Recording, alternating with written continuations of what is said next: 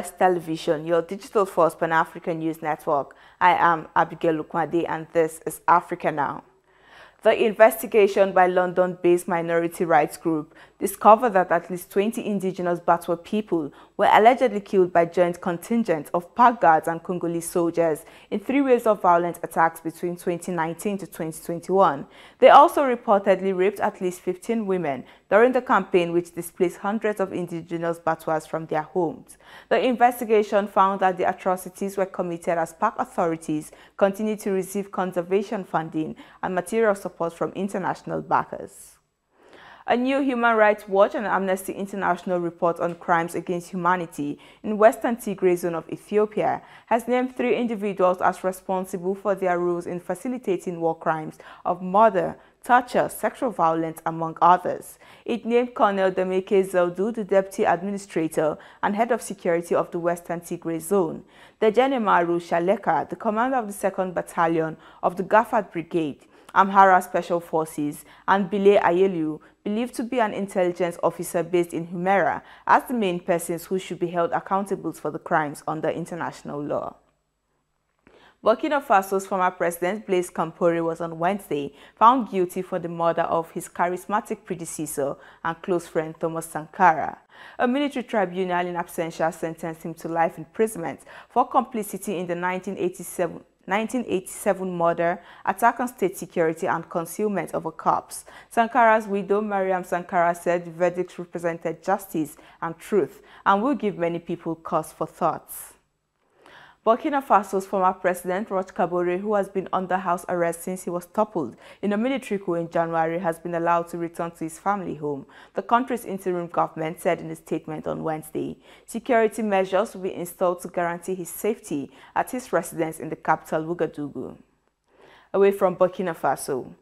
Voting in Tunisian parliamentary elections that are expected to be held in December will take place in 2 rounds, and people will vote for individuals rather than lists as in previous elections, President Kais Saied said on Wednesday. The president also said that the Independent Electoral Commission would supervise the elections, although not in its current composition, referring to his intention to change some of its members. Said's comments confirmed that he is moving forward with political changes.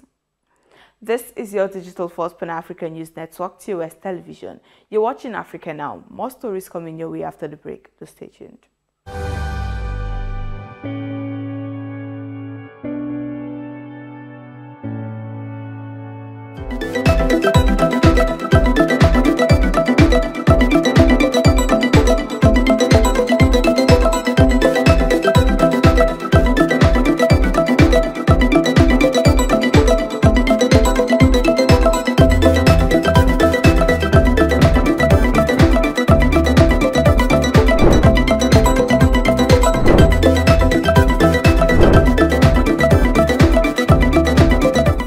Welcome back. A motorcade of former Nigerian President Goodluck Jonathan was involved in a road crash in the capital, Abuja. He was not personally affected in the accident.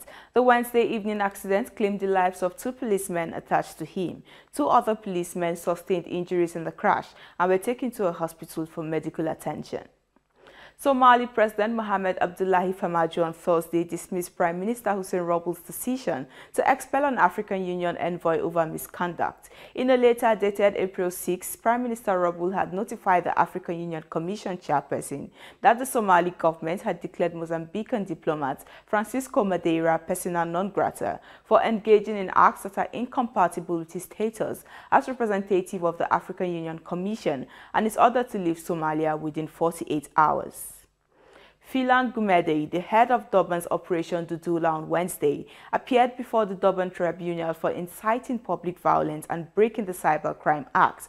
Gumede, who is 36 years old, is accused of recording a voice memo and relaying it to members of the Operation Dudula, instructing them to collect and remove foreign immigrants close to their stores and confiscate their belongings. Operation Dudula is a protest campaign that is taking place around the country, asking that foreign nationals show proof that they are legally present in the country. President Cyril Ramaphosa said the operations should be halted. Kenyans are scrambling to register their SIM cards before the deadline of April 15. Long lines were seen in a number of registration centers across the country, with only 8 days until the deadline. Unregistered SIM cards will be deleted in Kenya by April 15 as the government wraps up its anti-crime efforts and improves data accuracy. And to sports. Nigeria international Kelechi Nwakali claims SD Huseka terminated his contract after he played at the African Cup of Nations against the Spanish club's wishes, and he then turned down a transfer in January. Midfielder Nwakali alleges Huseka sporting director Ruben Garcia pressured him to not join the Super Eagles squad for January's Nations Cup, and that the club had been abusing its power in an attempt to force him to sign a new contract, including failing to pay his wages on time. And that is it on Africa Now. For more updates, visit our website at www.TOSTVNetwork.com. Follow us and like our social media handles on Facebook, Twitter, and Instagram. Remember to subscribe on YouTube. Do stay with us and enjoy more programs on TOS Television Network. I am Abuja. Thanks for watching.